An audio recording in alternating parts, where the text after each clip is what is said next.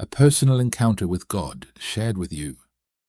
My daughter had been in a relationship for 3 years with a young man who was often around our home. They were crazy about each other. Everything seemed perfect. He felt like part of the family. One day, though, something strange happened. My husband noticed €100 missing from his wallet, the same wallet he always kept on the shelf. He asked me, "Did you take the money?" I said no. Then he asked our daughter and son. They were visibly upset and said, "No, Dad. If we ever needed anything, we'd just ask you." And that was the truth. They had always been honest and open. That left just one other person, the boyfriend. I didn't want to jump to conclusions, so I did the only thing I knew to do.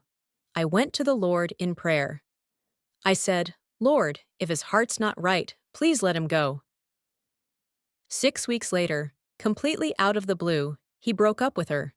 And deep down, I knew exactly why. I realized the prayer had been answered. It wasn't easy, but it was clear. God had protected her. When I explained it to my daughter, she asked, "So you prayed for him to leave?" I told her, "No, only if his heart wasn't right."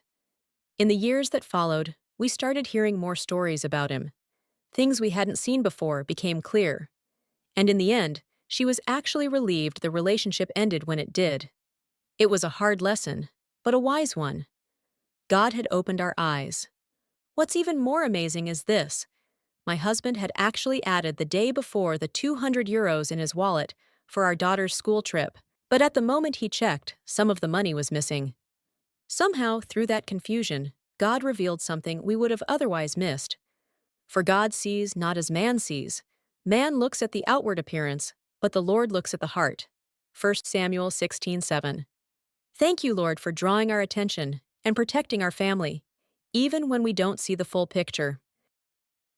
To help us share this message, please like and subscribe. If the story touched you, feel free to leave a comment.